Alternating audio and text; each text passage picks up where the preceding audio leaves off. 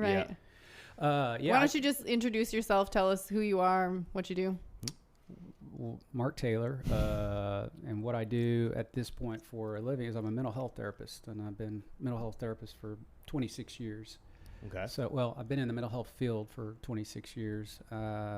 Started out working with kids and worked for different agencies, went out on my own, started my own practice, and then moved into Cherokee Nation for 8.5 years and left Cherokee Nation. Now I'm at Green Country,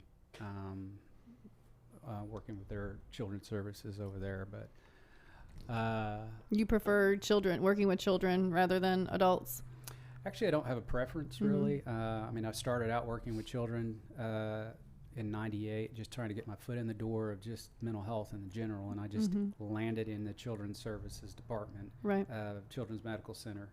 I just landed there, and so I just seemed to be kind of where a good fit for you. So yeah. You've done both Yeah. So what is like some of the biggest differences in the issues that you face dealing with children versus like adults in psychology? Yeah, well, the biggest difference is mostly children. Well, right now, what I work with are, there's a lot of crisis with children, teenagers and stuff right now. I deal with crisis every single day. I don't see much of that in terms of adult when I was working with Cherokee Nation. Now, I worked with adults mostly. 99% was adults. I had a few kids on my caseload, but 99% were adults. Substance. So the difference. Substance abuse. Yeah, substance abuse and depression, trauma, things like that with adults. Children, we deal with a lot of trauma, but a lot more crisis. And I feel like dealing with children would be a lot harder because they're, I guess, a little bit more innocent in that, and you're really dealing with them as a victim as opposed to somebody as an adult who's kind of causing their own problems or with substance abuse. Well, and they're can be manipulated, Yeah, that's what I'm saying. So I feel like it'd be harder to deal with this on a personal level, hearing these stories from kids and stuff. Do you feel that in your work? Yeah, I mean, I feel like the adults that we see are just children that we've missed working with because, they start out with trauma. And they really just carry it into their adult life in a different way. Exactly. I mean, it's straight out. I mean, it's trauma based. Everything we deal with, the core of it is trauma based. I mean, I would say a good 90% is trauma based. Now there are things like, DNA, you get schizophrenia, bipolar, things like that. You deal with that, but just the majority that I've seen over the 26 years, trauma based, and it starts obviously with children, and we deal with. We have a screener that we use. It's called ACE, Adverse Childhood Effect. Higher that score, the higher at risk you become as an adult to become addicted to substances and things like that. So sure. I see a lot of that, lots of that. So a lot of adults we're dealing with are just children, like I said, we missed. They didn't deal with it in their childhoods. They're dealing with it in their adulthood. Right. I know for myself, like I was in therapy for like 3 years, and a lot of the stuff that really actually came to the surface like in the last year of therapy was like, I thought I had great parents. They weren't bad or anything, but there definitely were issues there that then manifested into my adult relationships, like people that I chose, how they kind of reflected the same behaviors that my mom and dad had separately. Yep. It's pretty wild. Do you feel like therapy helped you? Absolutely. I had to be ready to do it. I mean, I've seen Mark before. I don't think I was ready when I was seeing Mark. All her secrets too. He at one point said, okay, let's weed through all the BS and let's get to the point. I was like, okay. Yeah, but it definitely helped me. I don't think therapy is one of those things that you should have to do forever. I think people are addicted to therapy in a lot of ways, especially like right now with this just woke mental health thing we have going on. Like, I'm pro mental health, I'm pro dealing with your issues, but everybody doesn't have to have something wrong with them. They don't have to have a diagnosis. It's like, oh, well, I'm ADD or I'm on the spectrum or I'm, this or I'm that. It's like, back in the day, like everybody was on the, if you could just be weird, you're just being stupid, or you could just be weird, you know what I mean? And you don't have to be on the spectrum, you know what I mean? So I think there's like a big part in that, but I was really glad that I did it and it helped me a lot. Yeah, I was reading somewhere that people who are in therapy long term have a higher suicide rate because they focus so much more on the problems instead of actually overcoming them. Maybe it's they're like not they're addicted to therapy. They're not moving through it. Would you Yeah, say that? well, there's the what's your opinion on that? I no, 100% agree. There's so much to say of what you just said, Shayna, that there definitely is this trend, and I think the trend started way back when I started, and it was everybody had ADHD. Mm-hmm.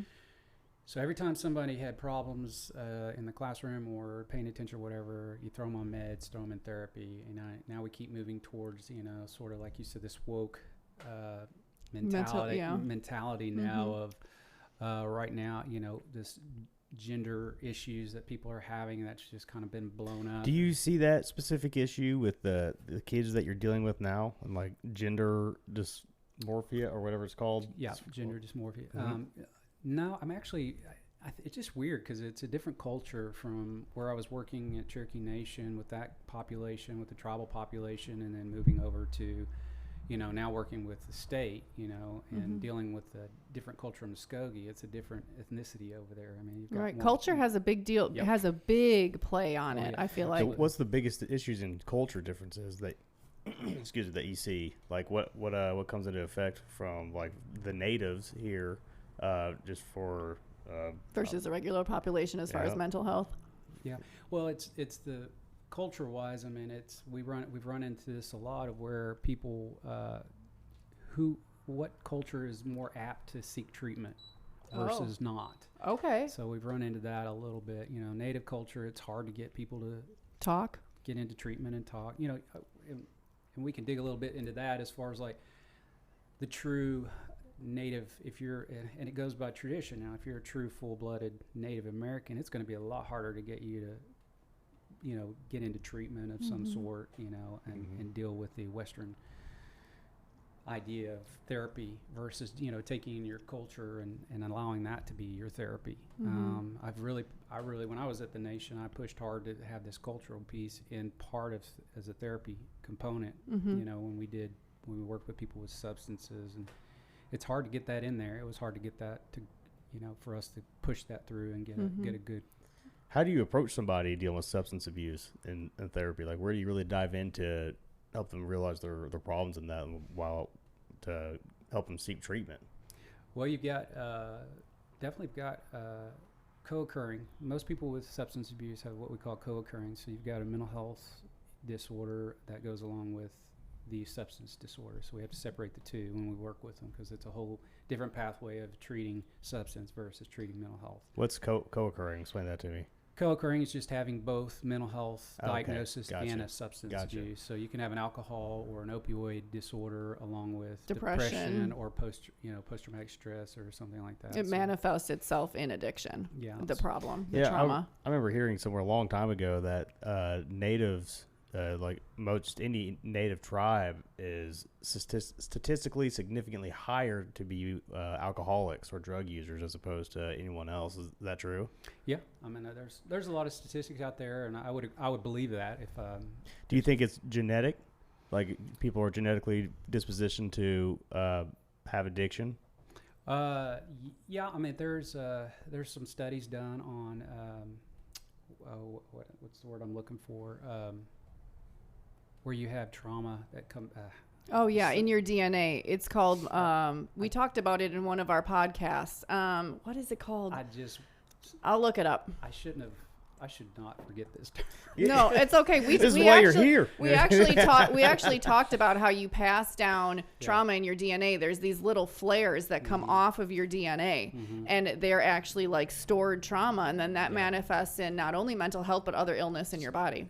Historical trauma. It's really what it is.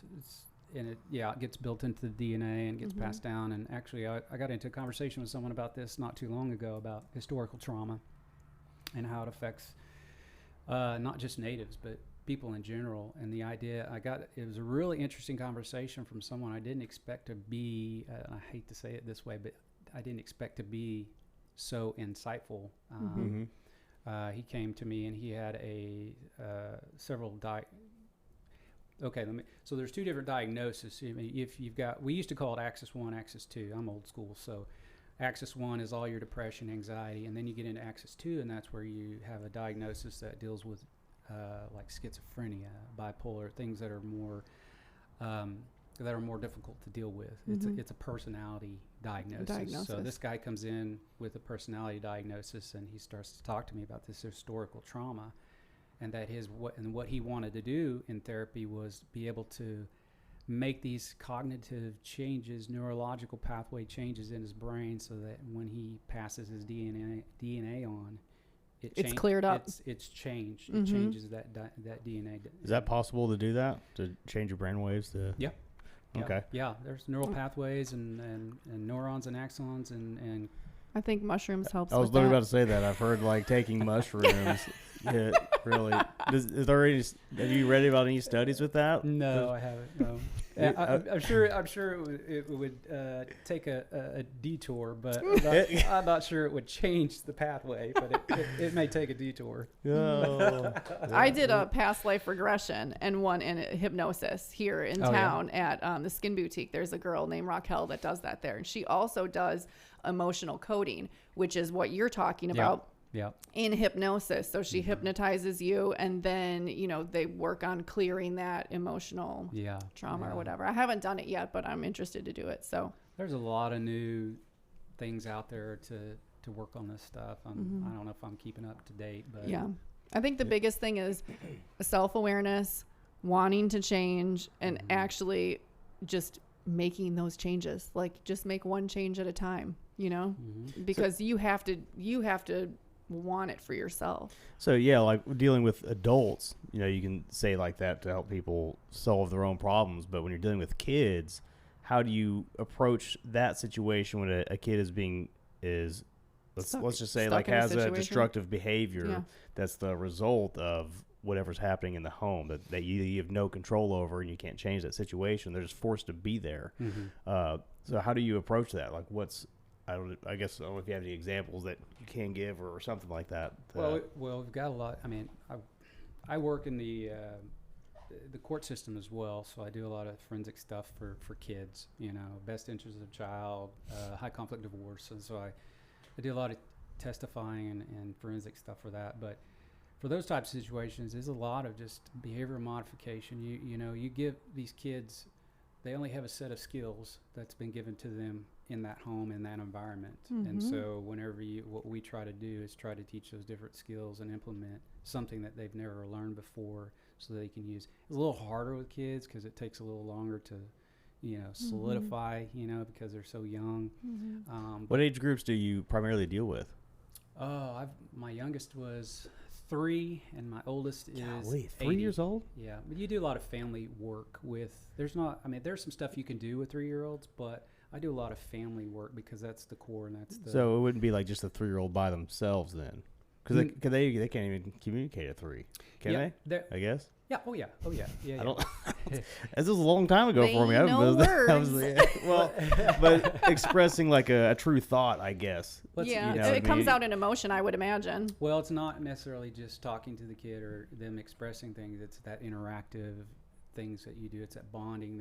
You teach kids how to build bonds and how to feel safe if they don't know safety. Well, you do what's called parent-child interaction, and that means that you work with the child first, and then you bring the parent in, and you start building these bonds, these connections that the child maybe at 3 was neglected early on in life, because that first 2 years is the first 2 most important years of their life. That's where they establish trust versus mistrust in the world. That before 2? Yeah, the first 2 years. Yeah, attachment, all the different attachments. It's all nonverbal stuff. So it's not stuff that we, say to kids. So, for instance, if a child cries and it's neglected its needs being changed or hungry, and that happens periodically or frequently in the first couple of years of life, they begin to not trust the world, and so they develop their own idea of how to meet their own needs. And as they get older. Sounds like how conspiracy theorists are born. They come up with their own theories. Yeah, it's like, this guy was clearly neglected. Yes.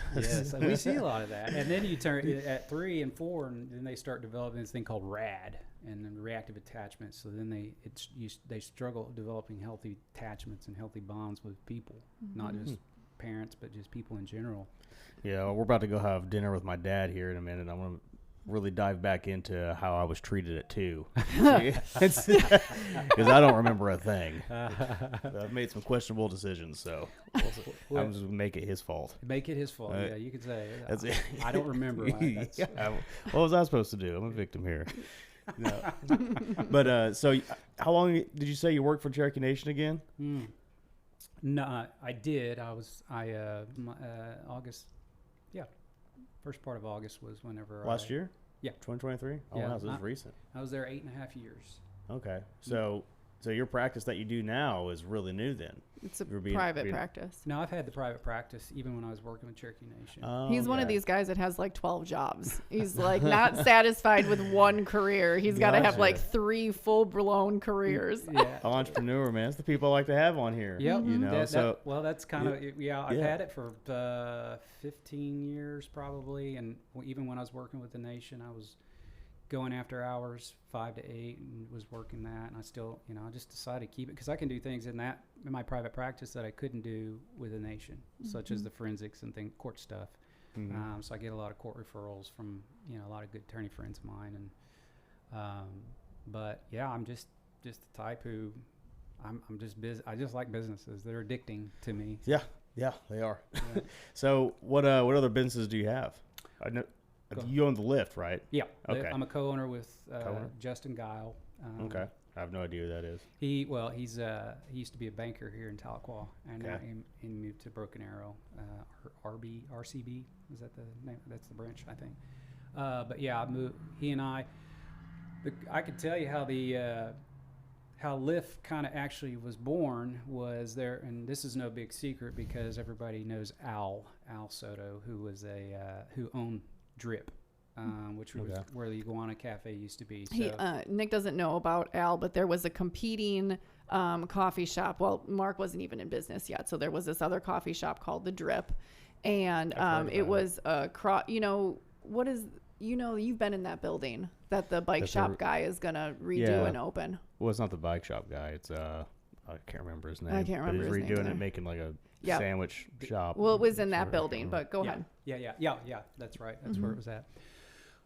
So Al, I used to go in there every single day. So I had this dream probably 15 years ago of doing the first internet cafe, and I hired a consultant to come in, and then to show me how to do it. And then something happened, and I ended up going back to school for pre-med. I went pre-med pre-pharmacy for 2.5 years. So that dream kind of fell to the wayside, and so fast forward to 4 years ago, and then Al was had the Drip, and he'd been in town for probably 9-10 years. He built a horrible name for himself. Not well liked. No, he was very he didn't know where to. He doesn't understand Tahlequah, and he didn't understand when to keep his mouth shut and not say what he thought. Well, this town I've learned, because I've only been here for I guess a year and a half now, and it can be ruthless. Not ruthless, but everything you say is like recorded into this town. Well, at one point he had this girl that was kind of more heavy set, and he told her to her face that she could not be on any of the social media unless she lost weight. He body shamed. This is that's a type of guy we were dealing with here. But anyways, I guess I'm still lucky to be around here because I've been saying some stupid stuff. You do. Well, definitely would. He would body shame. There was a time where he had told women I think it was during Domestic Violent Month or something. When they had the walk a mile in her shoes deal down there. Yeah, he basically, I may be paraphrasing a little bit, but this is the gist, that he basically told women that if they got beat, then they did something to deserve it. It was their fault. It's not funny, but this is blatantly retarded to say out loud in today's. That was suicide, I'm telling you. But it was the beginning of the end. And then with cops, when they had that flag and the cops, there's a variety of political things that he got himself into. Teachers, he upset the teachers, and when they were wanting, they went on strike about pay and that stuff. He just jumped in there with his big mouth. So long story short, I would go in there every day before I knew all this. And I would sit in the same place, get the same coffee, blah, blah, blah. One day I went in, and he looked just stressed and overwhelmed. And I said, "You all right?" And he said, "You want to buy a coffee shop?" Just like that. And I said, really? So that's saying that to the wrong guy, because like literally the wheels are like turning. He's like, yeah, actually I do. And I said, we could talk. And so, that just started up some conversations between he and I. And so eventually I went and talked to Justin. He threw me out an amount. And so I went to Justin, who was a banker at the time. He did some loaned me some money for another project that I was doing. I was flipping houses, and so he loaned me some money. So I went back to him and said, hey, what does this look like? And I threw out all the numbers and stuff, and we talked about it. Then went back to Al. So then Justin calls me up probably a couple days later. He said, hey, do you need a business partner? And I said, I've got a lot of things going on. I had a marina as well in Sallisaw. You owned a marina? Yeah. You did, Yeah. Oh, man. So, yeah, I own a marina in Sallisaw. I'm literally cutting his hair one day, and he's like, yeah, I'm going to buy this marina. Well, I bought that for a flip. Yeah. So I like to buy things and flip them. I don't like to hang on to them necessarily. There are some certain things, obviously, the coffee shop that I like to hang on to. But yeah, so I said, sure. So Justin and I then approached Al and was talking about the money. And long story short on we just got to a point where he was just ridiculous about how much he wanted for it. He didn't. How much was he asking for it? I think at the time he was asking like 300, and it just kept going up. Like I want to say it was around 350, somewhere around that. He didn't own the building. He had inventory in his name was pretty much all that he wanted, and some blue sky equity. And I was like, so we got in a kind of heated argument, and at the branch one night when the three of us met, I just got up from the table and I said, listen, good luck selling your place. I'll just go do what you do and do it better. And then a year later, Lift was born. Mm-hmm. So how long have you had the Lift? We're in year 5. Year 5. Yeah, 2000. Is that right? 2019. I think so. Yeah, 2019 in September.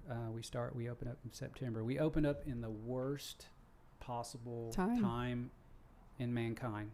And I say that because that was when you get into your winter, your fall, you get into Thanksgiving and Christmas and, and with the college kids being gone, it does take a huge impact in the traffic. Slow, just in general around that time. Yeah. And then the following year, guess what hits? Oh, COVID. The year of our Lord. Yes. Yours, not mine. Yeah. So COVID hit, and we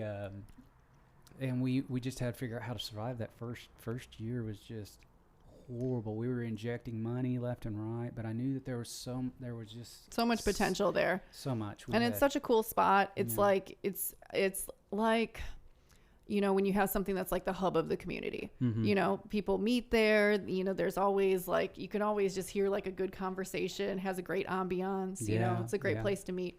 I remember one time I walked in, and it was in the evening time, and it was during finals week, and I walk in, and I literally almost broke down because it was just like I saw everybody just buzzing. They were sitting there on their laptops, drinking coffee on their computer, and it was everything I'd envisioned. That's so cool. And so in every room and everything every spot was full, and I was just like, man, this is it. This is what all the hard work was for. But how long did it take you to get to that point? Especially so what business was this for you? Like number wise, how many businesses have you had before this one? Well, I've just had the years and years ago, there was got into a business venture with a buddy, and that turned sour. And I kind of learned from that business what not to do. And so, what kind of business was it? It was like a club. Okay. Yeah, it was a club. Like a strip club? No. No. I was dumb. And Tahlequah needs one, probably. I don't know. No, it doesn't. The native navel. That's what we're going to. That's exactly what we're going to call that. I love it. Write it down. Right. Well, I'll let you. You can explore that one. We'll keep it classy though. They'll wear pasties. Okay. Yeah. I did see that Coco Bongos in Muskogee was up for sale. So Is that a strip club? Yes. You're not from. I wouldn't know. You're not from around here, are you? No. I moved here from Bentonville. So it's only like an hour away. Yeah. I've never just. I've been to the hospital here because I'm Potawatomi, so I get that free healthcare dog, And that's about the only time I ever came here. And then my father moved out here, and then I was kind of followed suit and met this lady, And she won't let me leave. Lies. So this is a cry for help. We'll have a session afterwards. Okay, perfect. free of charge. But no, I had that, and then that kind of scared me at first when it call went south, and I lost about. What made it go south? You got to trust your business partner. You got to have a reliable business partner. You got to have somebody who knows what they're doing. That not to use cash as a way of running your business, and so. Because if you think about running your business with cash, someday if you want to sell it, there's no value to it because you can't track the value of it because you used cash. So I tried to explain that, but and he was just not a good person. So we got in a heated argument about. I said I need to see some of my money coming back to me because I already invested about $10,000 into it, and then that just went completely south and. We ended everything, and I ended up just having to pay back $10,000 of money that I borrowed, and so just learned things the hard way. Kind of scared me. I was like, I'm never going to run a business. I'm not going to do that ever again. And then of course the coffee thing came along, and I was like, you know what? Let's give it a go. Let's try this again. See, you're a real entrepreneur, man. You can't quit. No, I learned that you can't be scared. You got to take risks. Yeah. There are things. I mean.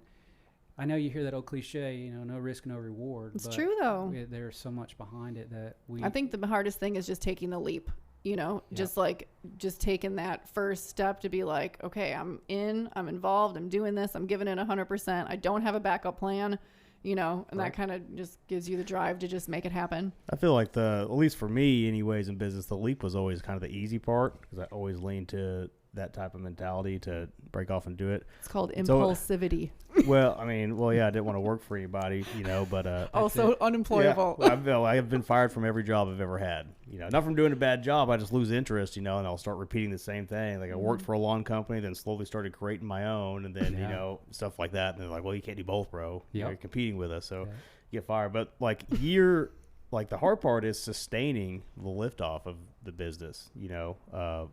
When year 2, that's the tough part. Well, they say 5 years, once you hit 5 years, you're good ish. Well, you're not good, but the statistics of a business lasting that long from startup is very, very small. Right. Look it up. Actually, do you have it? I can look it up. Yeah. Well, if it's 5 years, then I would say then that we're right on track where we're at because and I give a lot of credit to Justin because he's a banker and he knows numbers and he knows these. When we were getting the PPP money and all that kind of stuff, he knew how to go about doing that and how to, so I give lots of credit to him on that aspect because he's a bright guy. So who operates it? Do you operate or do you just hire managers? And what's your guys' role in the day-to-day?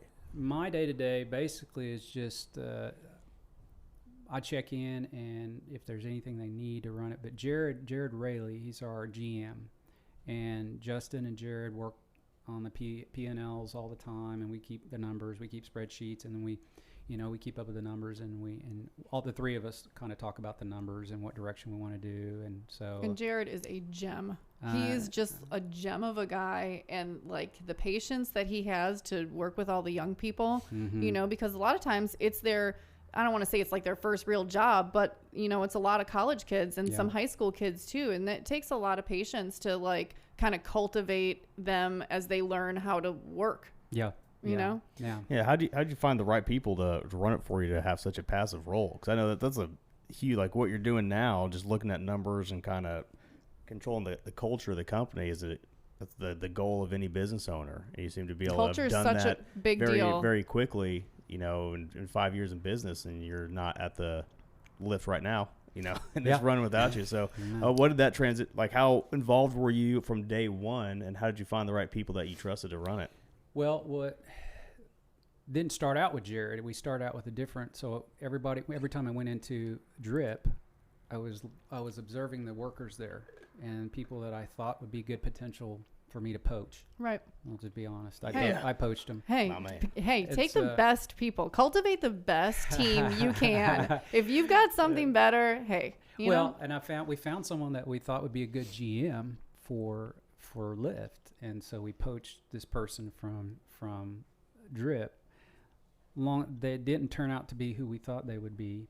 Jared came in as just a worker. He's worked in the coffee business, and he's worked for different people, different businesses in Tahlequah. Did he work at Lenny Bros? Yeah, Wasn't he at Lenny Bros? Yeah, he was at Lenny Bros, but he just had a passion for coffee and just loved it, and that was his jam. So he came to work for us, and then the person that we hired for the GM slowly did not work out, and slowly we pushed we moved this person along.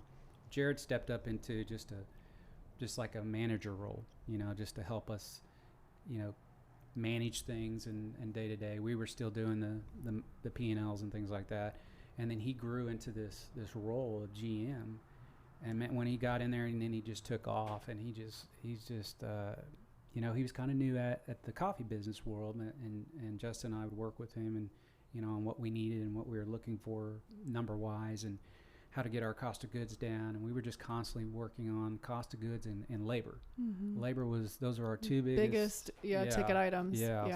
But Jared figured out a way over time, and it just got to a point now where you just we let him fly a little bit, and we kind of hover behind him and make sure he wasn't and now to the point where you just let him fly and just walk away. That he has done such an amazing job, and he, like you said, he knows the people. He's just so kind, and like he remembers everybody's name, and like he's like, he genuinely, when he sees you, he's like, how are you? And he like genuinely means it, know, and it just shows in him, you know, and you can't fake that.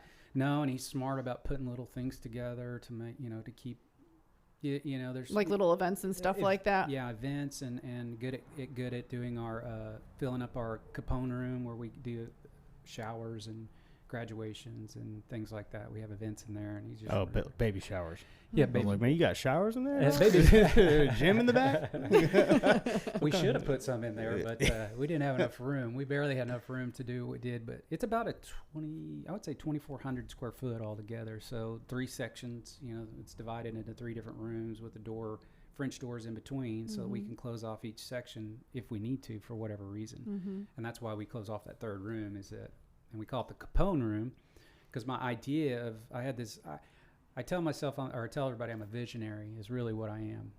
We need to have you take that same test that we took. What was that test called? I have no idea. Speak out. I have no idea. You took it, remember? You're a visionary too. That was one of your top 2. Remember? Yeah. Okay. Anyways. Well, to that, it's a really cool assessment. Something I struggled with in business was being a visionary, then I guess creating, what you did that runs itself. Because that's a hard thing. You have the idea. Yeah. I mean, and I can operate and sell and do things, but I always end up doing it by myself. You know what I mean? And you seem to have been able to, pull a team together and do that. So how did that look for you starting out? As I know that's not easy to do that. So what were some of the struggles you faced with bringing the right people on board and actually making something come to reality to where you don't have to do anything besides, like I said, controlling the culture and your vision? Well, I guess part of what I do for a living kind of helps with me picking the right person. Looking at the personality of the person, looking at, just different things when I talk to him and interview him for that position or whatever. But I found that Jared has that ability to pick out good people. So it started with Jared. I think the key is just finding that one person that knows that is going to be a utility type person, and that's going to be able to do all the things that you want him to do. Yeah, I think it's important. Like, you have the visionary, which would be you, and then the person that believes in your vision. Yes. They don't do they call those entrepreneurs? Is that what an entrepreneur is? An entrepreneur, I guess, by my definition, is somebody who can think entrepreneurially within a company, so they can go out and solve problems and create things without having to be told exactly what to do. That's Jared. Yeah. That's Jared. Yeah. So that's that's what it is. Yeah. And that's really an important thing to have. You don't have to have the vision, but if you can jump on somebody else's vision and really execute it, that's awesome. Yeah. So then I trusted in Jared and his abilities to find the right group of people, to hire the right group of people. Now, we started out in the first couple of years, we had some pretty toxic people. That was going to be my next question, because you have young employees. Yes. What's the struggles that you've had leading and finding the right people in that age bracket? Because most of them probably aren't going to be permanent career employees. They're just looking at the college and stuff. So how do you manage leading that generation? We got a lot of people, definitely we like to hire at the college because they're flexible in their hours. And so, and somebody, a lot of people, we obviously we can't pay them like, a corporate type job that's going to pay them a lot of money. Right. So if they're okay and they're older and they're okay at staying at this rate of pay for however, if that's okay and you just want to work, I mean, and honestly, you've got a recurring just amount of people that are going to come in that you can pay the same amount of money based on whatever, minimum wage or a little bit more is, all the time. Well, they get good tips, so that helps too. But, but we had some that the problem with college and even high school, that they would get busy and do stuff, or they would call in, or they just wouldn't show up, or we had a lot. And then we had a lot of, in any workplace, we had a lot of drama, relationships, people stirring problems. Had one person in particular that would stir problems all the time, and people hated working with them, and it's just they did it real subtle. And so I took some of my being a director, at the Nation, I took some of those ideas of how to manage toxic people into our coffee shop. We did write-ups, we did sort of this progressive discipline type scenario with them, and that really helped. And Jared eventually found, and I'll tell you this too, Jared, and I absolutely loved it. I would hire Jared comes from a Jehovah's Witness background, and so we have 2, 3. At one time, we had about 4 or 5 Jehovah's Witnesses working. They are the best workers. Hard workers. Best people. I love Jehovah's Witnesses. We call them J-Dubs. J-Dubs. So I absolutely love those guys. They're such down-to-earth, humble people.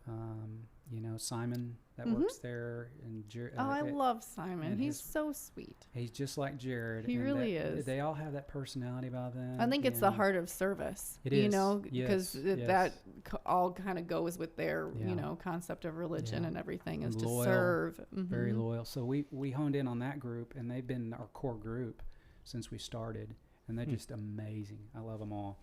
Yeah, I've only met Jehovah's Witnesses when they're at my front door. They're friendly then too. Dude, they're persistent, man. They are so persistent. And factual. They know, I kind of really have always enjoyed Jehovah's Witnesses when they come to my house, because I love learning about people and, what they think, and I'll just pick their brain, and they're just nice, Nicest people in the world. They really. I don't even know what their core belief really is. I'm not sure either. Do you have any? I haven't sat down and really talked to, but that would be something I probably should have done. Or should maybe just don't shut the door in their face next time. Yeah, right. Just listen to him. Listen to him.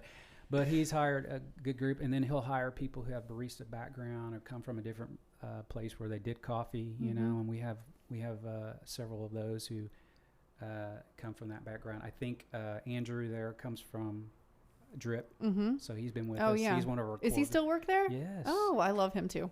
Let me tell you, does he work down at the bank too? No, he doesn't. Okay. No. He better not. No. Maybe he was just in the bank. I don't know. No, and I'm telling you, Such the a great guy. The group that we have, Andrew and that the Jehovah, I call them J-Dubs group. Yeah, J-Dub crew. Yeah, Lydia and Simon and Jared, all them. And Kate, and we just got I'm telling you, the best group, and that is really what has gotten us to where we're at. Well, and that speaks on culture. When you've got a good core of, culture people that represent what you want, then you kind of attract that, Yeah, so we get rid of the toxic people. So that's kind of how we've gotten to where we're at. They all jump in and pitch in where they need to. I don't hear any complaining whatsoever. They may do it to Jared, I don't know, but everybody shuts up when you walk in. Exactly. Get him his coffee. Well, everybody grab a broom. But here's what's cool. They all know what I like, and every time I walk in, I don't even have to say anything. Like I walk in this evening, and I walk in to. They got slammed, by the way. When I walked in to get my coffee, they were just slammed by this group, and I'm calling, trying to find somebody to come in to help. I was like, you guys need any help? So I'm trying to. I tell them I'll do anything for you guys that I can possibly do. There's nothing I'll ask you to do that I won't do. Right. I put blood, sweat, and tears into that place. I would spend weekends after weekends hanging stuff, fixing stuff, painting things, repairing things, doing flooring, doing the walls with this this material here. We had to put it in the kitchen and in the yeah, washroom. it sucks. I can hardly get these things to stick to the wall. So I have to get here early, and every time I come into the studio, there's ones man, that have there's always fallen down. Man. But I'm just the type of, even though I'm a visionary, I'm a hands-on guy as well. Right. I mean, I don't just sit back and watch them do. And that's respect. They respect you, you know, because of that. And they know exactly what I want. I just walk in, and I didn't even say anything. They handed me my drink while I was there trying to get them help. They were making my drink and gave it to me. They know exactly what I want every time, and so they remember. It's just a good group. I can't tell you how good a group we have. I used to go to the bar so much that's happened to me. Same concept. Yeah. Well, I remember I was 21, and there was this rat hole gas station bar on the way home, it was literally attached to a gas station. It was tiny, not much bigger than this studio we're sitting in, and I went there every day at the same time for so long that when I would show up, I already had a beer and a shot just sitting there because I knew I was coming. Wow. And I was like, maybe I need to stop. This is convenient, but also I need to check on the first time I saw that, I was like, man, that's cool. And then the second time I came back, I was like, maybe I have a problem here. I need to a good thing? Get something else in my life that's a little bit different. That's funny. So, having these businesses that you've started, and you said that you flipped homes and stuff, how did you put yourself into a position to be able to do that? Where'd you get the money from? How'd you, get the grit to build yourself together and then leverage your abilities and the money that you had to start creating these things? Because I don't know, you can talk to anybody that wants to start a coffee shop, and even if they go to start to do it, it's a lot of money. It's a lot of money. They run into roadblocks they don't know how to do. What differentiated you to be able to start doing that? Like, how did that journey come to be where you can just even entertain the idea of actually buying a business? Well, I think I know this is going to sound silly, but I had good credit. I don't live beyond my means. It's very important. I found an opportunity that presented itself that looked doable. I did my research. I did my homework. I did all, I crunched the numbers. I did everything before I pulled the trigger. So the impulsive part of me is wanting to know everything about it before I do it. The impulse part isn't necessarily pulling the trigger for me. It was like, I want to know everything about it. I want to know if I can do it. I go, and I go talk to everybody. What can I do? How can I make this work? And I went to different banks. I went to many banks as I could and got as many offers and quotes or whatever I could to say, okay, I think I can do this. And we talked about, what I'm looking at in terms of how many years this note would be, how much that would pay. Then I went back and looked at, and Justin and I sat down and we looked at how much money we need to make a day, in order to fulfill how much is payroll going to cost? How many people do you have to employ? What is the product cost? Yeah. So we did all our homework before we did, looked at everything that we needed. We, how much we looked at recurring costs every day, like your internet and your, and coffee and things like that. And then we looked at, like payroll, everything was going to differ. Some of it's going to differ a little bit, but we looked at what's going to be the same cost every day or every month that we're going to be making this payment every month. And then we broke it down into how much we need to make per day. And then that was, of course, our goal. Then, you get one business and it's kind of addicting. And so then I ran across this marina offer. It's kind of a sad situation that the guy who owned it, his son passed away, and he just wanted to get rid of it. And so it was another venture that I saw that I was like, this looks like a good opportunity for me, because in my head I was like, I could fix it up and resell it, because I don't know if this is something. Now, if I hang on to it for a long time, so be it if it's doing good. But the idea was 5-year short term, 5-year flip. And so I bought it. So you still have this marina? No. Right? No. You sold it already? Yeah, I sold it already. It was before my 5-year flip, so I sold it in 3 years. So Did you make a lot of money on that? Yeah, actually I did. What I bought it for, and then what I did was fix it up and make some repairs and do some things to it. And then I went and had it reappraised. Reappraised, perfect. Yeah, reappraised, and it appraised for a little over half of what I bought it for. So when I sold it, I think I sold it. I'm trying to remember. It's been several years now, but I think I sold it for like $380, something, Awesome. somewhere around there. And it appraised for $315. And so, but I bought it for $2.5. Awesome. So, or 250. So, so then you can kind of see where that ended up, where I ended up on that end, and that, you know, so, but the idea was looking at the potential, what I bought it for, or what I was going to buy it for, and say, you know, what is the potential of this place, you know, Right. did a little bit of research on it, and then It's decided. different when you're buying something for an investment, long term or short term. Yeah. Yeah. But then you also have to look at when you're. How many people did it take to run it?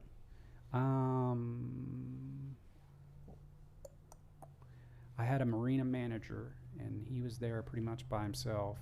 And then someone else that he knew, I guess through family, she came down and helped out as well. So we had two people running the marina. I mean, it's not like A real full time. Well, Like, you have to it's be like- there, but yeah, you got to be there to, you know, we did boat repair. We did, you know, mostly it was slip rental and electric, and we rented out we had a couple cabins, floating cabin, and then we had a standard cabin, standalone cabin.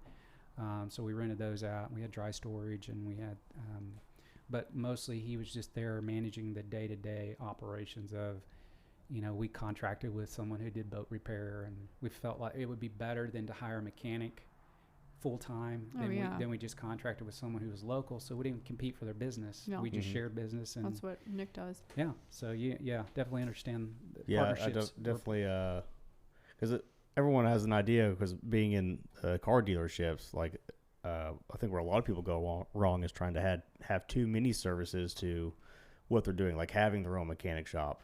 And when you do that, you don't realize that you're creating a whole nother business really, with yeah. a whole nother set of problems and more competition that can drag down the successful business that you're already doing. And from my experience, that I've always made more money just having someone else do it and let them handle all their own employees and stuff, and to not have the headache. Just the headache. I'd pay a lot of money to not have the headache. Yep. You know. No, that's my that's my theory, is that you whatever you can do to lessen the headache, do it.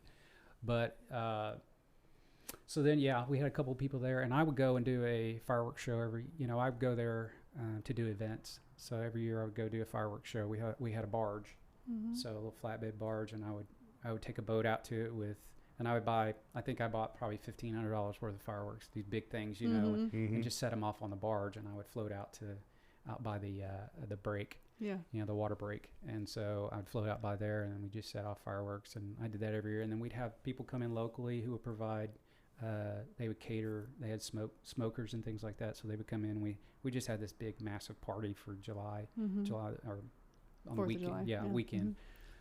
So that was when I was there. And then I just kind of ran it from my house. You know, I'd have my manager send me all the slip rentals. And so I had a program that I found that I would do, Quicken Books, and I would use that to send out invoices every month. For all the boat slip rentals and slip stuff. rentals, and then he would send me the electricity, and we had kind of this system that we had down. And so he was kind of old school. He really didn't. He was an older man, but he wanted to write receipts and stuff, and carbon copy, give me that cash. carbon copy things. I say, email this to me. He's like, I can fax it to you, and I'm like, well, so What's that? I had to work. I had to work around him doing the fax, but anyway, we worked it out, and it served its purpose. And then then people would come around and was always asking, and I decided that at 3 years I was like, well, I'm going to put it on the market, because I did the appraisal, and I was like, let's put it on the market and see. This is a good time. Yeah. So some guy, and I offered, of course I want to get as much as I can out of it, and so I put the price out there, and people were asking, and I had a realtor that would help me out, and so I think once I put it on the market to see what it would do, after I did everything I wanted to do to it, I think it was probably months later, a guy came and said, I have the money, I want it, this is what I'll pay you for it. I settled for 10 less, but I was like, okay, A deal's a deal. the deal's the deal. You Yep. got the money. He said, I'm ready to go. I said, let's do it. So Cool. The first offer is always the best. Take your money and move. it really was the best offer we got. And so we got several other small offers, but so I moved that on. And then prior to that, we had a house that we flipped. We started G&T Homes. It's just a small LLC that a buddy of mine created. And so we got offered a house that was an old rental. They were going to tear it down. And so he came to me and said, "Hey, you want to buy a house, or you want to flip a house?" And I said, "Okay." So he and I got together. I mean, it was just like one of those things. You're like, "Okay, let's do it." So we looked at the house. We saw the potential. And I said, I think I know what we can do with this. And so we picked the house up and we moved it. We picked the entire house up under these little rails, and they picked it up, put it on a flatbed, and drug it through town all the way to the north. You can actually move a house? Yes. Especially if it's a crawl space house, right? Was it on a foundation? Well, it's one of those old houses where you have a house, and then at the back and the bottom is where you drive in. Mm-hmm. That's where the garage is. So there's this basement. Yeah. You drive into the basement / garage or whatever. Right. So we really just picked the top of the house, the big part of the house up, and just left the garage and all that there. So we just moved it, and we hired a contractor. How much did it cost to move it? I'm just curious. I think we were around $10,000. Well, that's not that bad, actually. Who has the idea, though? Like, there's Mark. obviously special. Mark has the idea. Well, not that, but like, there's a obviously special equipment involved in moving a house. Who's the guy who's just like, you know what, guys? I think I'm going to build something that can move houses. Mm-hmm. And it's going to catch on, and people are going to ask us to do this. They jack it up, right? Did they jack the house up and then go underneath it, or since it had that basement thing, they were able to get right underneath there? They had the basement, so they slid these little planks underneath on both sides, like a forklift. And they just picked it up, the whole thing. How much does a house weigh? I don't know. I never asked that. Yeah. How do they know that their equipment would handle it? You know, that's what they do. They're house movers. I mean, I've seen buildings like this, and mobile homes and stuff. Obviously, but I didn't know you could actually move an actual house. Pretty cool. Oh yeah. Successfully without something like collapsing in the middle or something. And it was pretty good when you set it back down. Yeah. Actually, we like I said, this is our first venture down this road on house flipping, and so we just said, pick it up. And I actually bought some land. Well, I found some land. And so this money-wise, you were talking about money earlier. Mm-hmm. The money-wise, I was like, I need this land right now because we're in the process of trying to get this. So I had a credit card that had a good limit on it. Mm-hmm. And so I charged the property? You bought the land on a credit card? I bought the land on a credit card. I love this. And then was able to maneuver money after we got our loan, because that was part of our, I put that in as part of our loan, and I paid the credit card off. Yeah, the land and the house together as part of the loan. Yeah. Instead of waiting on the loan process, of like, I've got money now. I mean, I may pay a little bit of interest on that, but it's worth getting the land. Mm-hmm. So it was 2 acres, and so then I had a friend who did some excavation. I went to high school with him, and so I had him excavate it, the area what we wanted. And then we dug the footing and did everything. And then they brought the house in, just set it down right on top of it after it was set. And then we hired a contractor to come in, we had to fire the contractor. I mean, this is the stuff you run into. We learned as we went along. We just learned this stuff. But we hired a contractor. He gave us a contract and a bid. So he would contract and then subcontract other things out that he wasn't going to do. Plumbing, drywall, stuff like that. Yeah, he did the majority of it. And then then somewhere along the way, it just turned south on us. The contractor did. We ended up firing him, and so I went in and spent a lot of weekends doing the rest of the stuff myself. Mm-hmm. Mm-hmm. And so, but we turned it into 3-bedroom, 2-bath. I mean, it was like a house that you see on these shows where you walk in and it's just a disaster, and it's like some homeless people live there. They're squatting in it. Yeah. And it was just if homeless people live there, are they homeless? Well, it wasn't. They were homeless after they picked the house up and took it away. Oh, man. They were doing good until then. They probably came back with groceries, and they're like, they were like, honey, where's the house? Did a tornado hit? Didn't we sleep here last night? I swear it was right here. I promise you. You're terrible with directions, Dale. We're all lost now. Put that mad dog away. So anyway, we turned it in. We turned it. We made it into we rearranged everything. So we gutted it completely, except for just the walls and the foundation. We put a brand new roof on it. We reconstructed it to where it was 3-bedroom, 2-bath, a master bedroom with a walk-in closet, and a vaulted ceiling. I mean, we just did. Wow. We went all out. That's a lot of work. You must have stole that house. It was given to us. You got it? You got the house for free. That's why you got the land on the credit card. You're like, let's go. They said free house, and I went ding, ding, ding. Yeah. So then they were going to bulldoze it. Yeah. I need better friends. Me too. Yeah. Friends with houses. what they don't want. Well, a buddy of mine found out about this house because he... this is a new thing we need to go look for now. you need friends with...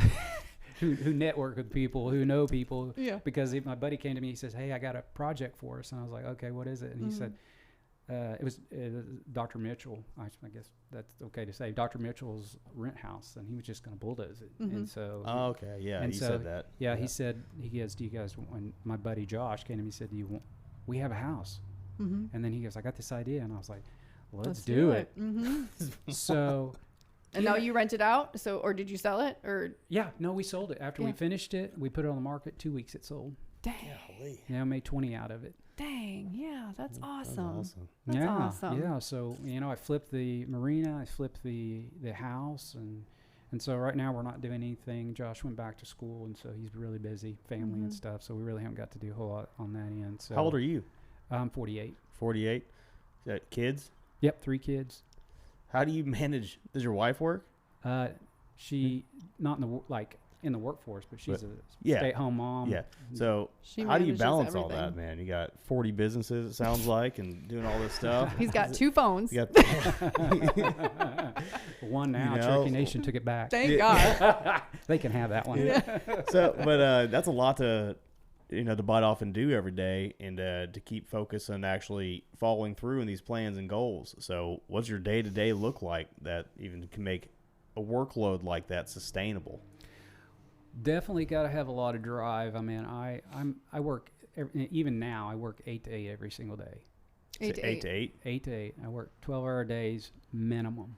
And that's what it takes for, I think, people to be, successful at holding lots of different things, lots of different businesses. Is that and a very supportive wife. I was getting there. Yes, I definitely have. Definitely, my wife makes it possible to be able to run the house and take care of the kids and get them to everywhere they need to go. And so I have a 12-year-old, 16, and 18-year-old. So at the time they weren't that old, but so she was running around doing everything, keeping up with the house. She has my, and I know this sounds spoiled, but she had my dinner ready for me every time I came home. Good woman. In the microwave. And she took care of me, which allowed me to not have to worry about all the other stuff. You can focus on what you're doing. Yeah. And I told her way back, before when we first had our first child, I tell the story all the time. She was upset because when we had our first child and she had to go back to work, we took turns watching our first child, and so when she had to go back finally after a while, she just broke down and cried, and that just broke my heart. And I said, listen, I don't know how or when or how I'm going to make it to where you never have to work again in the workforce, know. And so, and a few years later, it was just kind of dwindled down from 5 days she had to work to 4 days to 3 days to 2, and then eventually, and so she actually has her license. She's a licensed therapist as well. That's how we met. And so I just told her. Were you guys like trying to figure each other out? No. Everybody asks us that. That's a common question. You guys try to figure each other out? And I'm like, no, we understand each other in a different way than most people, I think, just because of what we do. But yeah, she and I don't think she has put her license on like in an inactive state, but she still keeps it. But she's been stay-at-home mom, I want to say, 15 years. Yeah. So. I couldn't do both. I wanted to be a mom. That's all I wanted to do. And I wanted all my attention in that area. And then, now that my kids are older, I can work, Yeah. But I couldn't manage it. I just wanted to be there, Yeah. I don't know how she does what she does. I tell her that all the time. I'm like, I know you say you don't know, you couldn't do what I do, but I was like, I cannot do what you do. It's a good team. Yeah, it's a good team. It really is a good team. Mm-hmm. Yeah, I mean, there's no way I could have raised kids. Hear all those crazy stories about moms losing their mind and doing crazy things with their kids. I may not ever do it, but I understand. Yeah, she just towed that line too close. Yeah, definitely. But so that's how there's a lot of factors involved. People just, I know people get these ideas of businesses and they take off and they somehow don't work out, I don't know what the reasons are for that other than I just know what's know how to delegate.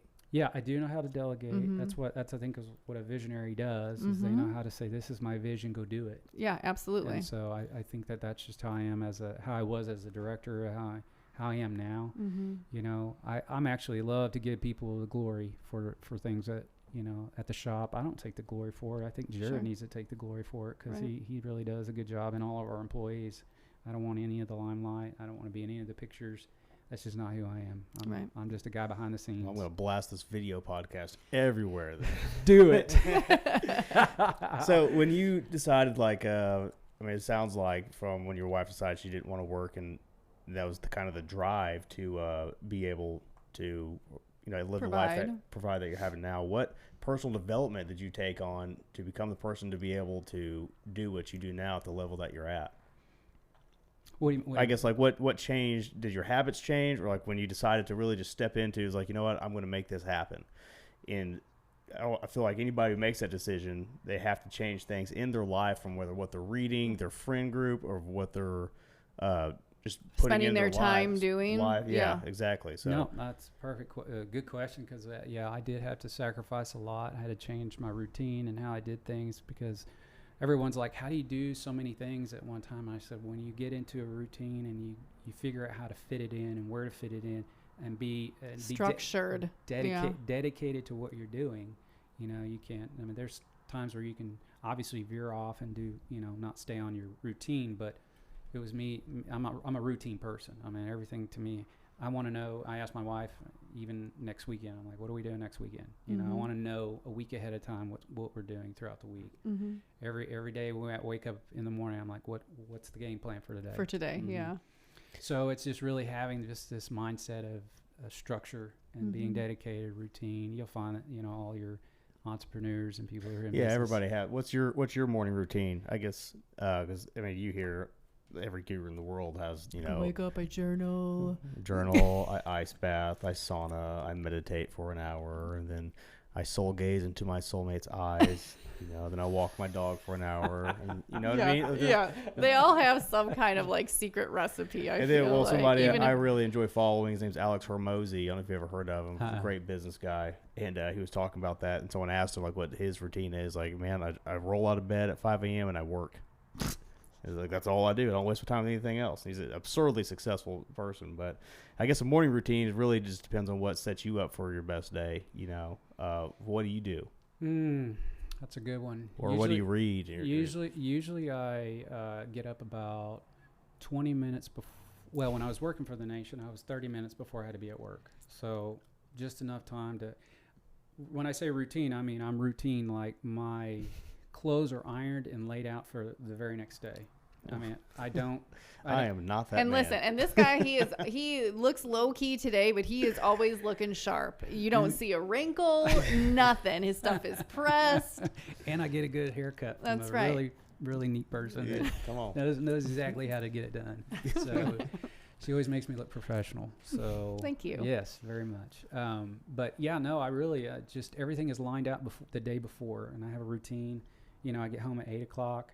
I usually spend a little bit of time with the kids because they're doing stuff till like 8 o'clock at night. You know, they dance, and that time they gymnastics and taekwondo, and so, you know, I'm like, well, if they're doing something, I might as well be working. You know, I might as well be earning money or doing something. So then I get home and spend some time with them, eat dinner, do my workout. Usually I do my workout and then I eat dinner. Then it's usually close to 10:30, and then I stay up. I stay up till probably 1:30, 2 o'clock every morning. I mean, that's just my bedtime. Wow. Until my brain winds down. What time do you wake up? 7:10. About 5-6 hours. 7:10 exactly. He's not playing. He's not playing. You're like, he's 7:07. 7:07, 30 seconds. Hit the snooze twice, which gives me 18 minutes. So. Do you hit that snooze button? I do sometimes. Do? Yeah. If you know, I'm like any other human being. You know, these long hours and what I do catches up to me every now and then. And so, you know, those mornings I'm just like, I don't want to get up and face the world today. So I'll hit the snooze button a couple of times and then after that second one, I know it's the second one, and I got to get up. You got to go, yeah. So, do you have any habits for processing like all the the stories and the emotional stuff that you deal with. And that's got to weigh on you a lot. Yeah. I would have a hard time sleeping. That's why I couldn't well, do it. And on top of that, you have to stay so engaged with what they're telling to you to be able to offer advice. I couldn't do it because I would just zone out, They'd just be talking. I was like, Nick would cry. He's a crier. No, He'd just want to hug somebody, and it is a tear. So, only when girls cry. Yeah, he does. Because I'm a girl dad, and when girls cry, I cry. If guys cry, there's whatever. Being a little bitch. Like, man up, bro. I don't care. Well, I'll tell you biggest thing, and I know we talked about a couple of things, I think, and I think this past year, the whole struggle with Cherokee Nation, it started last February, a year ago, this past February is when it all started. So I found a different place in my life, especially with God. I really got closer to God, and I think that's really been a big help for me when it comes to anxiety, when it comes to stress. I've learned to just let things go. Let it go. Mm-hmm. Yeah, I learned to be able to take on a little bit more, but I have a really... I notice more of a piece about you. Yeah. In the last year, especially. Yeah. Yeah. I feel more happy and just free from that toxic environment, and so. But yeah, I really found. I grew up in church. I've grown up in church all my life, but it just seems like this past year was the time that I was supposed to get closer and learn a lot of different life things, and so I did. But I also have a really great way of compartmentalizing things. Mm-hmm. I probably would say disassociation. You should probably see somebody about that. I probably should. You want to talk about it? I'd say I'm going to cry. I'm Nick. great at disassociating. I need some tissue. No, I do. I will not cry if you cry. But if she cries because of it, I will cry because of that. Well, how about if I cry, you cry, then he'll Perfect. cry. Yeah, Let's just take 30 minutes here, it. guys, and we'll just cry it out for a minute. No, I really do. I have a good way of just putting things where they need to be, and I think my wife has commented on that quite a bit. She said, you just know, like, I go into problem-solving mode. I don't really have a whole lot of emotion, like, at certain times, like when there's a crisis or something, something pressing comes along, I don't. You're problem-solving. Yeah, my emotions just shut off, and I just go into thought mode and how I do that. But I do compartmentalize a lot and go back to when I need to go back to something. I have this off and on switch that I developed in therapy over time because I absolutely love working with people. I get a real joy of making, seeing people do well in therapy. Mm-hmm. But I tell them when it's from 7 to 8, that's your hour. That's when I give 150% of my time to you. When that 8 o'clock hour hits, you're done. Mm-hmm. And I don't mean that in a bad way. I mean that I can no longer help you with whatever it is you need to be helped with. Right. Because I have to take care of myself. Yeah. And so I've learned that off and on switch. And so I don't take any of this stuff home with me. I tell maybe a couple funny things that happen, Mm-hmm.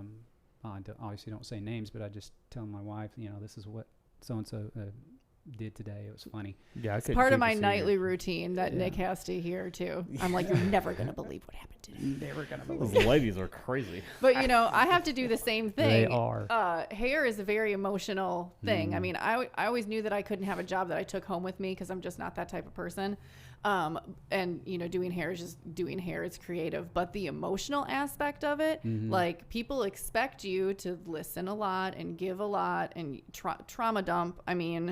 I should just get your card and just give it out because, some of the things that I hear, I'm like, you should be talking to somebody else about this. Please don't tell anyone else. But, you can give emotionally, and then I would come home and I'd be exhausted. And I'm not even really doing that much work. Right. You know what I mean? So you do have to learn how to do that. I think people find when you're in a place where you're confined, that's when you talk. You break your wall. It breaks your walls down. Yeah. And plus, too, I'm touching people. So that immediately. Whoa. Oh yeah. Yeah. Scalps. The scalps. Can you define that a little bit? Yeah. Explain that? Yeah. No, we used to, when I worked for Children's Medical Center, we called it van therapy. So we put, a couple kids at, I used to drive kids back and forth to their house for day treatment. So we put them in the van. Mm-hmm. And the less the kids that I got in there, you get it down to a couple and they just diarrhea of the mouth. I mean, they're just like, they say things and talk about things that they would talk about any other place. And so I learned.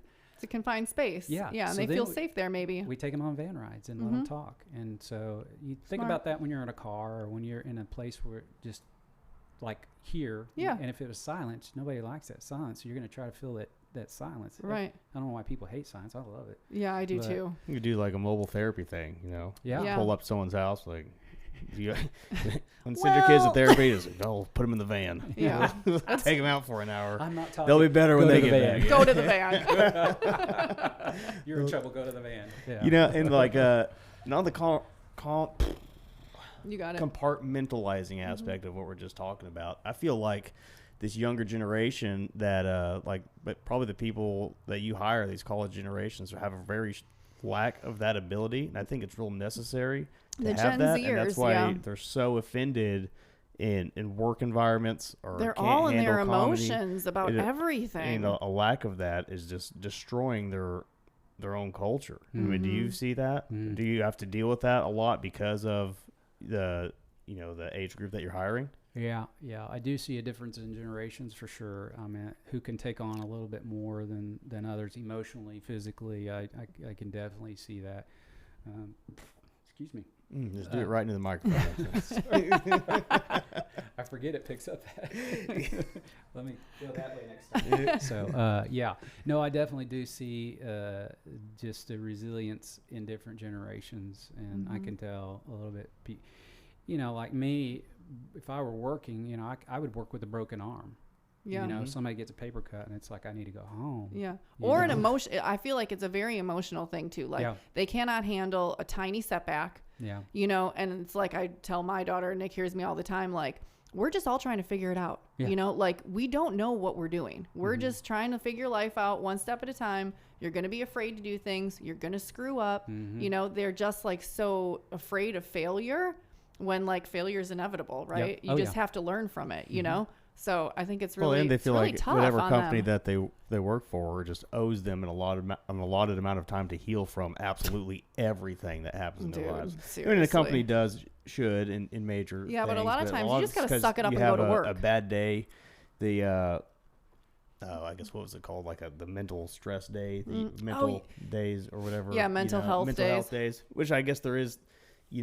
Definitely some value to that, to take care of your mental health. But now it's like so glorified everywhere that it's hard to even talk to anybody in a work environment. Even in Haley at Seven Brew, like I've talked to her manager because I do her hair. But, if a guy calls in and they say they need a mental health day per their corporation, their, whatever you want to call them, all the rules and regulations they have to give them that mental health day.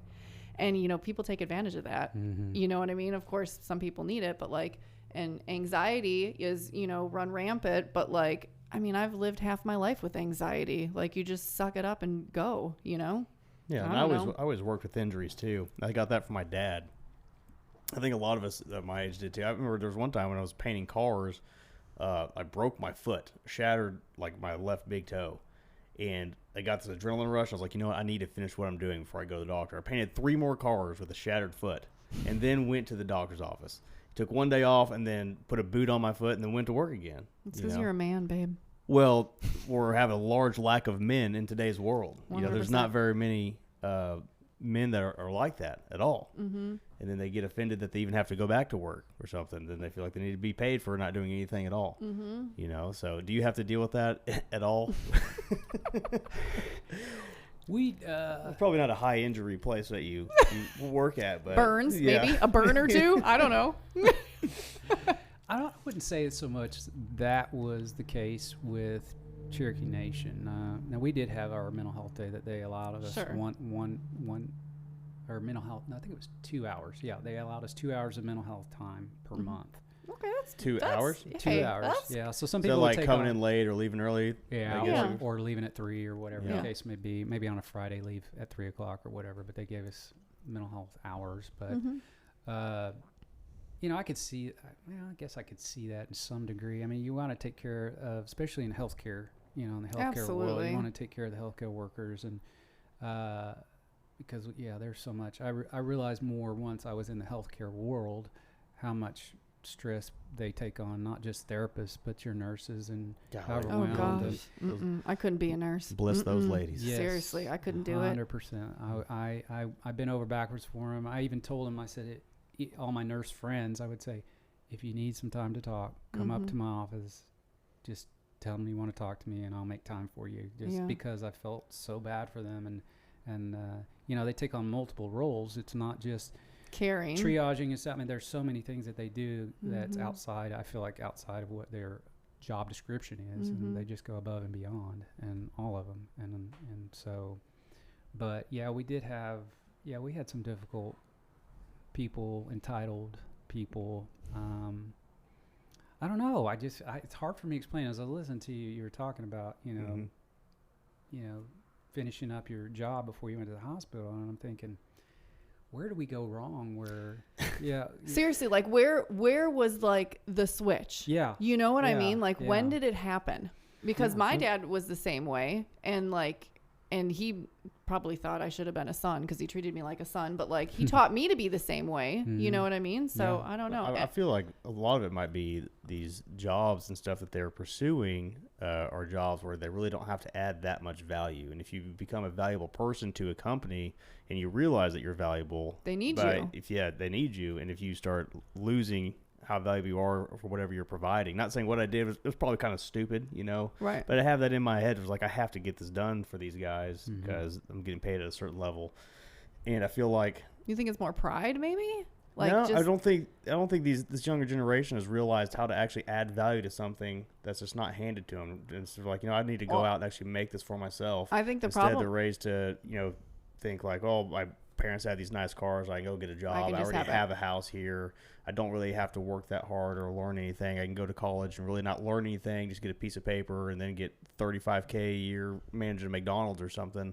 They just they're not high value people. I think the incentive is gone. That's what I think the difference is. You know, well, they feel like they're entitled to it maybe. Yeah, I don't know. I'm kind of on, just a couple of things probably. I think it's the nuclear family. Yes.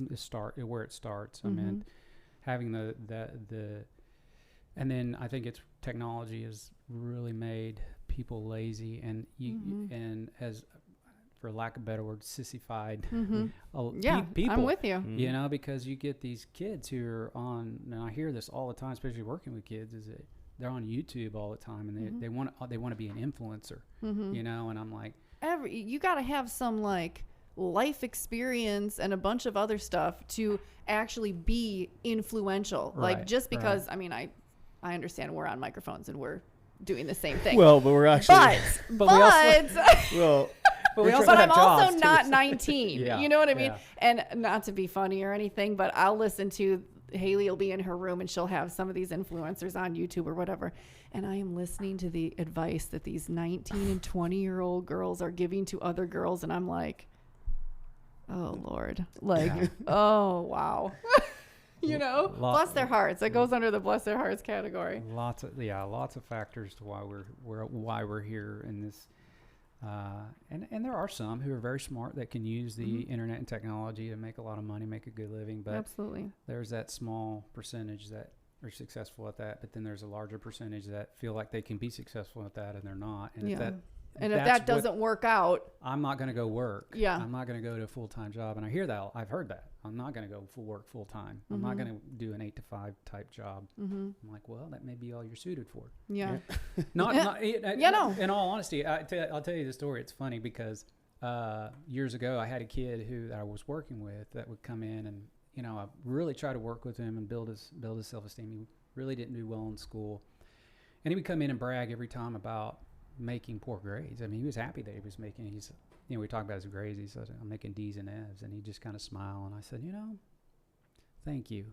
And he said, what do you mean? I said, thank you for making D's and F's because I need people like you in this world. And I'll tell you why. I don't like to flip my own burgers. Right. I don't like to pick up my own trash and take it to the dump. I don't like to, and I named off all these things. Yeah. He didn't want to do those things I said, it's people like yourself who make those kind of grades, who find themselves in those types of jobs. And not to say that there's anything wrong with it. No. I need people like you to help my world go round. Absolutely. And so, thank you. So I just How did he respond to that? He didn't. He just got quiet. Mm-hmm. And he didn't say So much. that probably could have changed the course of his entire life. That's a different way to look at it. He wasn't looking at it from that perspective, probably. He was just skirting by. I think he maybe didn't realize that he was actually dooming himself to be a loser. Yeah, they don't. Yeah. You know? Mm-hmm. Not that that's. He didn't realize what his life choices. See, and that's the thing. You know, as you're younger, you don't realize the choices that you're making, what that path is taking you on. Right. You know, I did listen to this podcast about this hairstylist talking about Gen Z kids that are, you know, trying to build their business and stuff, and they don't want to work weekends. They don't want to work after 5. And her technique on it was, I'm going to give you 2 months. These are the numbers that I need you to make. You do it your way, not working after 5 and not working on Saturdays. And if you can do it, more power to you, sustain it. Mm-hmm. But if you can't, you have to do it my way. And so, like, the incentive changed. You know, they were going to try and grind it out and do that. If they could, great. And if not, they had to do it the proven way, you know. Mm-hmm. So I really think here's if you want to look at it, I think this generation, and here's I think the key words that really play is the core of this is delayed gratification. And I think that a lot of times with the technology and with all the stuff that we have, that people want to make instant cash, where people who are successful and have a lot of money long game built that up over time. It's not something that, and there may be, I mean, there's the rules, exceptions to the rule, but there are people out there that have overnight been successful, but not everybody can, you know. Still, the overnight successes are so hard earned. Just nobody realized it, you know. Right. And even if it was a one-off thing, one hit wonder, that money just goes away usually because they're not the kind of person that was earned it to sustain it. Yeah. So that's a. Haley had told me she didn't want to work paycheck to paycheck, and I was like, okay. And she wanted work-life balance. So. Well, I love her to pieces, but I told her, I was like, work-life balance does not mean what you think it means. We had to talk about that. She understands it now. And, you know, great amount of the population lives paycheck to paycheck, some people for their whole lives. Yeah. So, you know. Yeah, no, I think, like I said, just the fact that people don't want to wait to build that. You know, I tell people all the time, it took me 10 years to get to the place in my life where I'm at now, you know, career-wise. It wasn't something that just happened overnight, but I worked hard every single day to get there because I knew the harder I worked, some door would open for me. Right. And you took the opportunities that were brought to you and you maximized them and then moved on to the next thing. With your knowledge and your experience and your patience and waiting, I think, again, that delayed gratification, because we have the technology and we have everything at the touch of our fingertip. Yeah. We get it right then and there. And so I just think that, and I look at my retirement, you know, I think about, you know, what's going to be like for me to retire. And I said, I'm building towards retirement and I'm building these businesses towards retirement. So they can sustain themselves like a passive income or something. Yeah. So I don't have to worry about a 401k. Right. I don't want to give my money and let it be dependent on someone else. Now I have a small 401k, but that's not my focus. My focus is to build these businesses where my money is my money. 100%. And I'm not, awesome. I'm not gambling it with someone else. Right. So, but that's something I have to have, this delayed gratification for that process. I have a little posted above my desk that says results take time, you know, and it does. It takes a plan of action and time. Yeah. So working with all these younger kids into the psychology of how these kids are thinking, why is everybody becoming so gay? Wow. Do we have another? I have had this conversation so many times. All this. So do you think that do you think the gender thing and it's just have you had to deal with that? You know, it's people a pressed really issue. Going through that. Yeah. I'll share a couple of stories on one where I think when it first became, and it's been trending for a while. I mean, it's been trending for a good 10 years or so. But I had a girl one time who came in, and I think she was 14 at the time, 14 or 15, I can't remember. And she told me, she said, you know, we had a session, and she said, Mark, I'm a lesbian. And I said, oh, really? I said, well, tell me what a lesbian means to you. She kind of described it, and I said, I try to be as PC. PC as I could with her, but I explained to her what lesbians do. Right. And she said, ugh. I guess you're not a lesbian I then. said, you're not lesbian. Yeah. Try that and get back to me. We'll talk about it. But I think it's just the novelty. Yeah, I think it's trendy. Yeah, I really think it's trendy. I mean, I'm back in the late 90s, early 2000s. I mean, being gay wasn't it wasn't taboo. When we grew up, you know what I mean? I had gay friends and people that came out of the closet when they were in high school. And I feel like some of this generation thinks that they're like the first gays. Mm-hmm. And I'm like, y'all, like this has been around for a long time and it's been okay for a long time. You know, not devaluing anybody that is. I don't know if it, well, I remember when I was in high school, we had like one gay dude. Yeah. Maybe two. Yeah. With some closeted football players or something, but I don't ever remember it being cool, you know. There was like, I was not okay. Yeah. I wasn't. We grew up in a whole different part of the world though, you know, like. And I had a huge high school. I think I graduated with my graduating class was like 1,000 people. Mm-hmm. And it's just, everybody's just so gay all the time. I didn't know, like, if you saw, like, a rise in it, why you feel like it is becoming so popular, I guess. I think it's just media influenced. A lot of factors, yeah. Media, I think it's trendy, it's popular, it's cool to be different in that aspect. But I also think there's some legit stuff to it in terms of, like, when I talk to every child or person that has said, you know, struggles with their identity, you know, there is always some trauma attached to it. Absolutely. And there's always sometimes molestation and sexual trauma. Yeah. And you talk to everyone. Abuse. I know you're going to get that small percentage where they're going to say, I feel like I was just born this way. Sure. But I really, if you talk to people, the majority of them will say they've been abused or perpetrated by one or the other. And they don't feel comfortable with the opposite sex. Yeah. And it does a lot of damage. I just started reading in the news. I don't know if you guys seen this, Amanda Bynes and the Nickelodeon stuff. I cannot believe. First of all, I could not even believe that was her. I seriously was like up for 2 nights just like watching it. I'm just like brokenhearted and shook with like, you can tell she's on so much medication, you know, and just that glossed over, just like the light is gone, you know, and it's so sad. But that's the type of stuff it can do to you. Exactly. She's a prime example. And then, you know, some of the other people that came out, Corey Haim? Is that how you say his name? And then Corey Feldman and all those guys, you know, talking about some stuff. I read that Charlie Sheen did to Corey Haim and that kind of stuff. And I'm like, God bless. Just what it does to your mind, even early age, and I mean, so I think there's a variety of factors. But if I want to get to the core of it, I think that's probably a big core issue. You know, people want to also be felt accepted, and sure, you got these group of community, odd kids who really struggle fitting in, and how can I fit in? Well, let's be gay. Yeah, let's. Oh, he's locked out. Sorry, it was my buddy Tom. I just saw him driving by. Yeah. But yeah, man. So running out of time a little bit, you know, from everything that you shared and the businesses that you have, you know, I have a lot of entrepreneurial listeners, you know, that are trying to get exactly where you're at, you know, the family that supports you and starting all these businesses that can run themselves.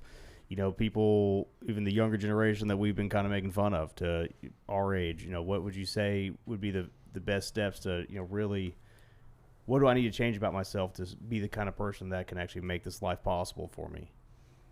Well, I mean, like I said, the key part is being able to have that support. I mean, you definitely don't want to get in a place where you're going to sacrifice trying to be successful or an entrepreneur and sacrifice people. Sacrifice, you know, people in your life. I mean, I don't ever encourage that. I mean, I'm thankful that I have a wife that's supportive and family that's supportive, and so and just being able to, you know, be able to take the risk. I think that's the scary part for everybody, because you can't foresee if this is going to work or not. But taking that risk and doing your homework and making sure that you have the means to be able to do. You know, you always had to look at every business, even with the coffee shop. I was in a place in my head where I was like, is this going to work? Do I just need to fold shop? And so you got to get in a place in your head where you say, if this doesn't work, can I survive? Yeah. Am I going to lose my house? Yeah. Am I going to, yeah. I mean, I had to be there in my head in order for me to feel comfortable to say, let's do this and move forward. Right. Because you know what the risk is, especially when you're the sole provider. Yep. And you got to ask, I think asking as many questions and doing, talking to a lot of people, we talk to people. I've always talked to people who run businesses and kind of getting their feedback on how they do things. Everybody has a different way of doing things, but I think the general idea of how to run a business is pretty much the same across the board. Excuse me. It just depends on the type of business. Know your margins. Yeah. It's just the type of business that you run. I mean, you can't run a coffee shop the same way you would run a restaurant or something like that. I mean, they're two different business models. Two different models. Yeah. So you just got to learn your model and learn what works and doesn't work. I think we learned what we have to, and especially in a small town, I think the learning what people like and learning what people connect to and how to connect to the people. We would always, Jared and Justin and I always get in these conversations about, NSU's out and NSU, it's this and this because of NSU. And I'm like, guys, listen. They're not your only. We're not an NSU coffee shop. We're a Tahlequah community and surrounding community coffee shop. And that's who we need to focus on. And so finally got that through to them that, I love NSU and we rent from them. And we lease that building from them. Sure. But we love, I think their students being there is just the icing on the cake. But, I really say you got to figure out who your focus is. Right. So we did some analytics as well on Facebook and different things where we learned who our target population. And surprisingly, it's like women in the 20s and early 30s. That's our target population right now. And so interesting enough. But white girls love their coffee. They do. They love their coffee. Man. So they love to talk and they like to have a place to do it. Yes, they do. They like to gossip. Yeah. So, so there's just a lot of different ways in getting out there and starting a business and being successful and being okay with failure and not throwing in the towel. Just learn from it. Not at the last minute. I mean, there's been a lot of times Justin, and I told Justin this, I thank him because he's talked me off the ledge a couple of times of just shutting shop down, because we get really in a tight place and you have to understand the market. You have to understand, highs and lows and that takes, and a lot of analytics too. Yeah. I think people need to. I love my analytics. Yes. It tells me so much about my business. Yep. It tells me not only where I'm spending my money, but where I'm getting my business from. Yep. Is it coming from Google? Is it coming from Facebook? Is it coming from word of mouth? It really just gives you a broad range to look at to see where can I invest my money the smartest to get it back. Yeah. Have you felt the pinch of inflation in your business? At one point, yes, we did. I think it really kind of, because, when cost of goods go up, you have to raise your prices and, and when inflation hits, it hits all around and you people don't have that extra cash to spend on coffee or, the good stuff. Right. So, we did feel a hit in that, but I think it's kind of leveled out a little bit. And I think we've had the best February that we've had since we've opened. Last February, we did our numbers and it's probably the best month we've ever had. And so awesome. I think collectively, for me in hair, the bar has raised collectively. So all hairstylists are charging, more money. So then you're still in the same realm. Coffee's the same way. You're going to go to Starbucks, you're going to go to Lyft, you're going to go to Seven Brew. You're all going to pay relatively the same amount of money. So as long as you collectively raise, you're okay. Well, I think people adapt too, absolutely, to the inflation, as we all have had to do. And I think people want their coffee bad enough that they're addicted. They're going to find a way to say, well, maybe I'll sacrifice this a little thing for this. Absolutely. I may put a few more dollars. Do I really need electricity? Yeah. Does my cat really need to eat, or my dog really need to eat versus I need a coffee? Right. So I think people just sort of move it around, maneuver their money around to make it more accessible, or I don't know what they're doing, but But we are thanking them for continuing to patronize our businesses. Well, and if Tahlequah's listening, and I'm not just saying this, but they have welcomed us and supported us and loved us, and we love them right back. And we've just, I can't say how thankful and grateful I am for Tahlequah and the people in Tahlequah supporting. I try to support when I go out to eat, I try to go eat at places that are local.